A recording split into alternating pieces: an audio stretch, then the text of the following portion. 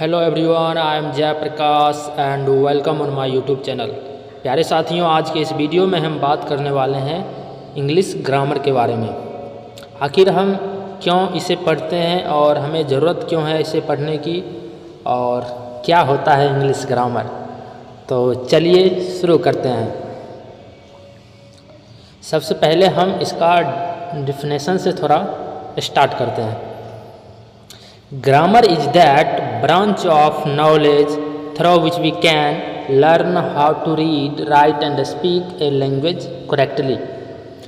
मतलब व्याकरण वह शास्त्र है जिसके अध्ययन से हम किसी भाषा को शुद्ध पढ़ना, लिखना और बोलना सीखते हैं।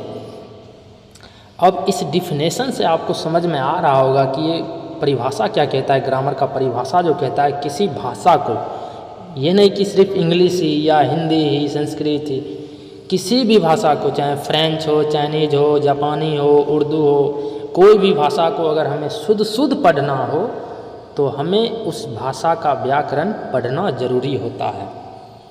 क्योंकि उस भाषा के व्याकरण में बताया जाता है कि किस लेटर को कैसे पढ़ना है, कैसे लिखना है, कैसे बोलना है। तो ये सारी चीज़ें हमें व्याकरण से मिलता है, मतलब वहाँ से शुद्धता को प्राप्त किया जाता है उस भाषा के बारे में। तो इसीलिए हम अगर किसी भाषा को अगर जानना हो अच्छे से तो हमें उस भाषा का व्याकरण पहले जानना बहुत ही ज़रूरी होता है। ऐसे आप स्पोकन के लिए, मतलब बोलने के लिए, चूँकि कन्वर्सेशन करते करते आप सीख जाते हैं, लेकिन अगर हम शुद्ध रूप से अगर उसे उच्चारण करना चाहेंगे तो हमें उसका ग्रामर पढ़ना जरूरी है उस भाषा का। आगे हम देखते हैं पार्ट्स ऑफ ग्रामर।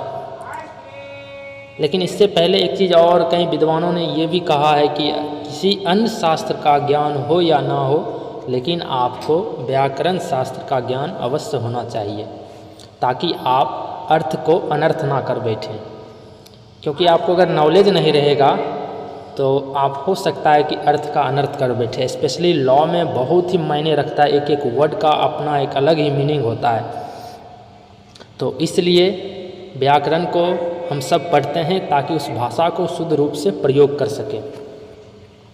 तो अब हम चलते हैं, ग्रामर का डिफिनेशन समझ गए, एक बार और हम पढ़ देते हैं इसको। Grammar is that branch of knowledge through which we can learn how to read, write and speak a language correctly। व्याकरण वह शास्त्र है जिसके अध्ययन से हम किसी भाषा को शुद्ध पढ़ना, लिखना और बोलना सीखते हैं। अब हम पढ़ते हैं पार्ट्स ऑफ ग्रामर, मतलब व्याकरण के भाग। तो इंग्लिश ग्रामर में जो है व्याकरण, इंग्लिश ग्रामर में 5 पार्ट्स होते हैं।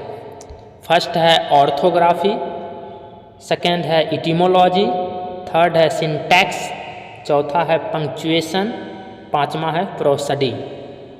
ऑर्थोग्राफी मतलब होता है वर्ण विचार, इटिमोलॉजी मीन्स होता है शब्द विचार, सिंटैक्स मीन्स होता है वाक्य विचार, पंक्चुएशन मीन्स होता है चिन्ह विचार और प्रोसडी मीन्स होता है छंद विचार।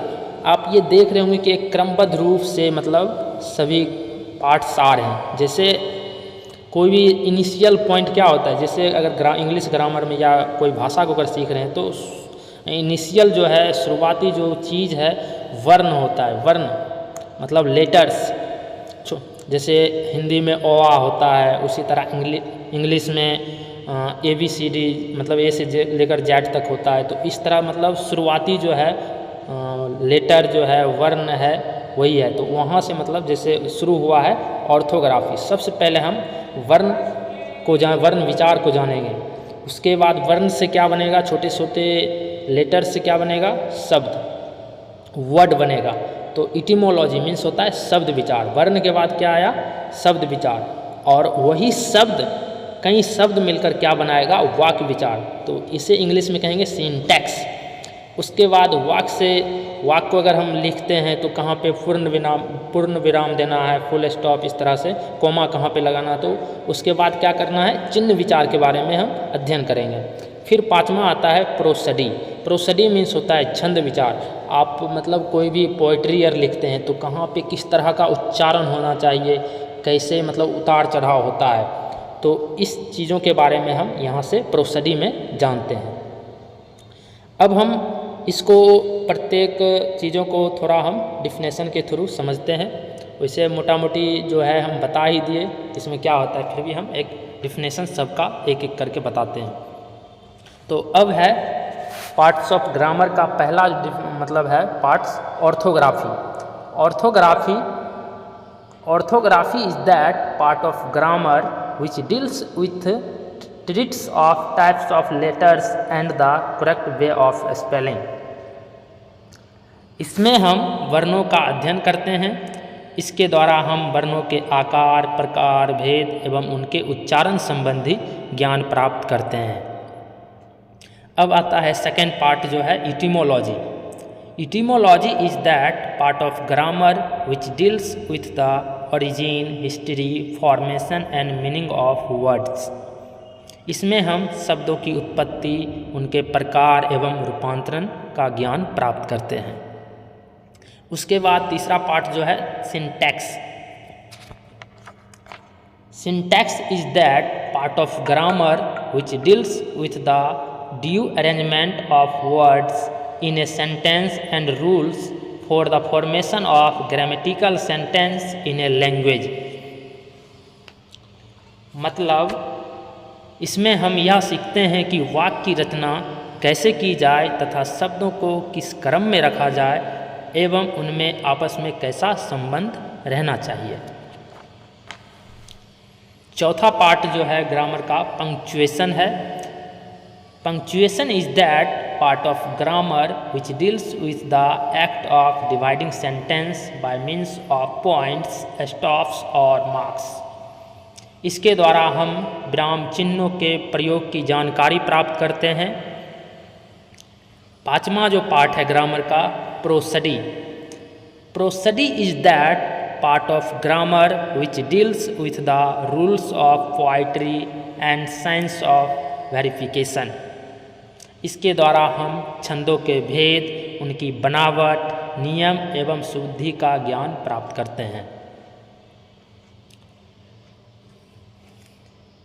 तो हम ग्रामर के 5 पार्टों का डिफिनेशन भी जान गए और जो चीज़ हम इसमें अगर नहीं लिख पा रहे होंगे तो अगर आपको अच्छा लगे तो आप अपने कॉपी में नोट कर सकते हैं मेरी आवाज़ को, जो हम बोल रहे हैं उसको, ताकि आप मतलब अच्छे से वहाँ पे मतलब याद रख पाएँ।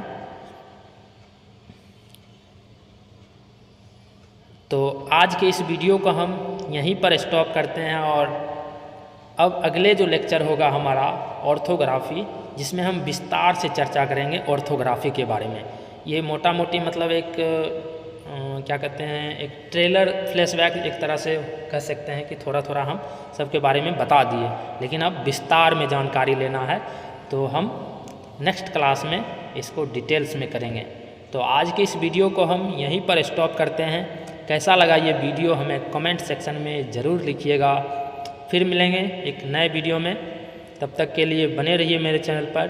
थैंक यू, जय हिंद। और हाँ, अगर ये वीडियो आपको अच्छा लगा हो तो मेरे चैनल को सब्सक्राइब कर दीजिएगा और रेगुलर आपको इस तरह का वीडियो आपको मिलता रहेगा। इंग्लिश ग्रामर का अभी हम शुरुआत किए तो एक सीरीज़ में निश्चित रूप से 100% मिलेगा। तो इसलिए अपने मेरे चैनल को सब्सक्राइब कर दीजिएगा और बेल आइकन जो होगा उसको भी प्रेस कर दीजिएगा, ताकि जैसे ही हम वीडियो डालें तो आपके मोबाइल पर नोटिफिकेशन चला जाए और आप सही टाइम पर उसे देख पाएंगे। बहुत बहुत धन्यवाद।